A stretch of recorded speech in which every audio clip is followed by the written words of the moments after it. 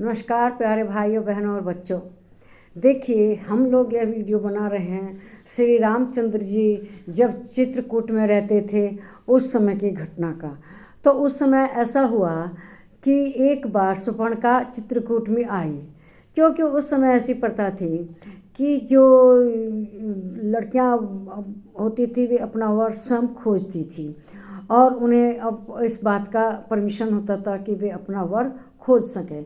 तो इसी क्रम में सुपर्णखा वहाँ आई थी और उसने जब राम लक्ष्मण को देखा तो पहले तो उसने सोचा राम जी से शादी करे, और यही सोचकर वह राम जी के पास गई। बुने हुए हर तरह से अच्छे, एक सुंदर और जो कहना क्षत्रिय दिखाई दिए, जो स्वस्थ सुंदर हर तरह से प्रतिभाशाली दिखाई दिए, वह उनके पास गई।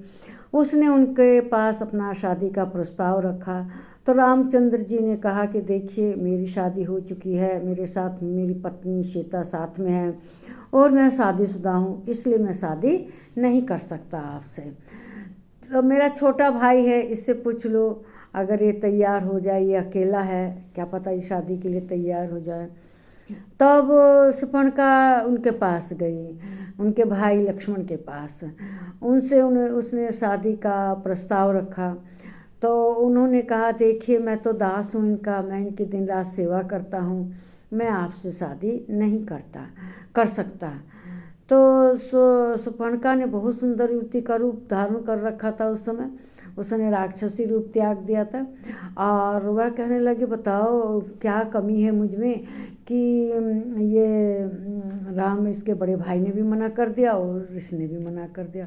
हो सके इनके साथ जो ये सीता है यही इसका कारण है, ये शादी को तैयार नहीं हो रहे हैं। तब वह अपने असली रूप में आ गए। उसका नाम सुपर्णखा क्यों था? उसके जो नख थे वो सूप की तरह बड़े बड़े थे।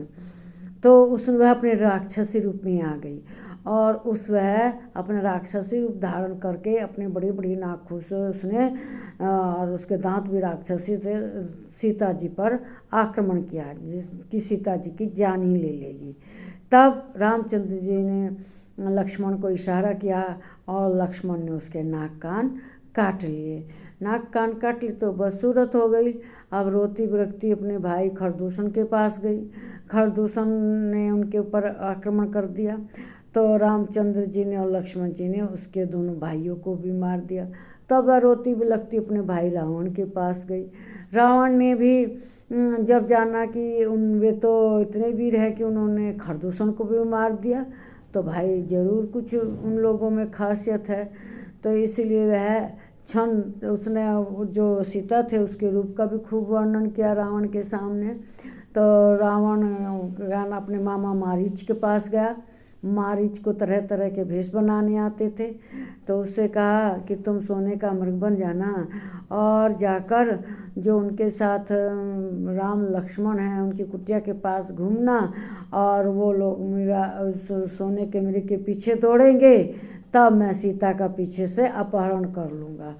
लेकिन मारीच ने जब पूरी कहानी सुन रखी थी कि भाई वो तो इतने बहादुर हैं, उन लोगों ने खरदूषण जैसे शक्तिशाली राक्षसों को भी मार दिया, तो वो तो जान गया कि अब मेरी मृत्यु निश्चित है। लेकिन जो रावण था उसने उसके ऊपर इतना दबाव इतना दबाव डाला कि वह उनके कहने में, रावण के कहने में आकर सोने का मृग बन के चित्रकूट में रामचंद्र जी की कुटी के आसपास में घूमने लगा। जब वह घूमने लगा तो सीता ने देखा उसको। तो जानते ही हैं कि सुंदर चीज़ के प्रति हर कोई आकर्षित हो जाता है। सोने का मृग उसने ना कभी देखा था ना सुना था। तो रामचंद्र जी ने से कहा कि इसका मेरे लिए आखेट कीजिए। रामचंद्र जी ने समझाया कि देखो, ये सब माया की चीज़ है, असली नहीं होता। कहने लगे, कुछ भी हो मुझे ला कर दीजिए। अब सीता जी के कहने पर राम मारीच को, वो जो मारीच सोने का बना हुआ था मृग, उसके पीछे अपना निशाना लगाकर चल दिया और वो उनको खूब दूर जंगल की तरफ लेके गया। और क्या कि मतलब सीता को अकेले होने का मौका दिया जाए। और जब राम ने तीर मारा तो उसने कहा, हा लक्ष्मण, हा लक्ष्मण, राम की आवाज़ बना के। तो सीता ने समझा कि रामचंद्र जी संकट में हैं। तो उन्होंने लक्ष्मण जी से कहा कि देखो तुम्हारे भाई संकट में है, जाके उनकी रक्षा करो। तो उन्होंने कहा नहीं, ऐसा हो ही नहीं, मेरा भाई कभी संकट में हो ही नहीं सकता, ये जरूर कोई माया है। लेकिन सीता जी ने कहा, ने कठोर वचन बोले। तो रामचंद्र जी के पास जाने के लिए लक्ष्मण जी तैयार हो गए।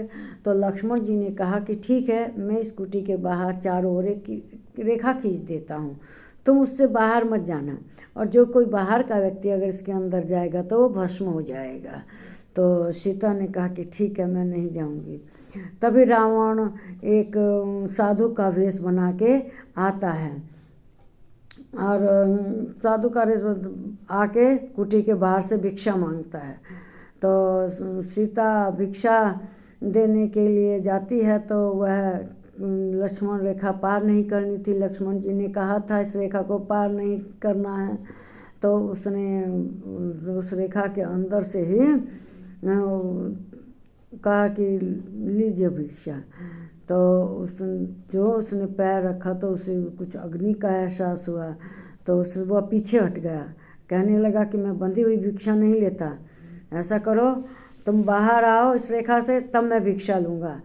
तो उसने कहा कि मैं इस रेखा से बाहर नहीं आ सकती। सीता जी के मना करने पर वो कहने लगा कि तुम एक साधु का अपमान कर रही हो, तुम जब तक इससे बाहर नहीं आओगा मैं भिक्षा नहीं लूँगा, मैं जा रहा हूँ वापस। तब सीता ने कहा रुको, मैं भिक्षा देने आ रही हूँ। तो जो ही सीता बाहर आई लक्ष्मण रेखा से, तुरंत रावण अपने असली रूप में आ गया, और वह सीता को उठाकर अपने उड़न खटोला में बैठाकर लंका की ओर चला गया। और वहाँ पर जाकर उसने सीता जी को अशोक वाटिका में रखा। और इधर लक्ष्मण जब जाते हैं तो रामचंद्र तो एकदम ठीक होते हैं, जब वाटिका कुटी में आते हैं तो देखते हैं वहाँ पर सीता नहीं थी। वे समझ गए कुछ गड़बड़ है। वे अब चारों ओर खग मृग पशु पक्षी सबसे पूछते घूमते थे, हे खग मृग तुमने देखी सीता मृगनयनी, लेकिन उन्हें कहाँ कोई बताने वाला था। फिर उन्हें जटायु मिलता है। जटायु ने रावण से सीता को छुड़ाने के लिए युद्ध किया था, तो रावण ने उसके पंख काट दिए थे, और जटायु पक्षी था वो नीचे गिरा हुआ था। वही सब बताता है कि देखो दक्षिण दिशा की ओर रावण उसको ले गया है, उसको हर कर। तो तब वह रामचंद्र जी जानते हैं कि सीता का अपहरण हो चुका है। और फिर बाद में इस तरह से शूर्पणखा के नाक कान कटने का जो बदला लिया शूर्पणखा ने, इस तरह से लिया कि सीता का अपहरण करा दिया और सीता को रावण हर कर लंका ले गया। इस वीडियो को लाइक कीजिए, शेयर कीजिए और मेरे चैनल को सब्सक्राइब कीजिए। आप लोग अपने परिवार के साथ सुखी रहे, यही मेरा आशीर्वाद है। नमस्कार मेरे प्यारे भाइयों बहनों और बच्चों।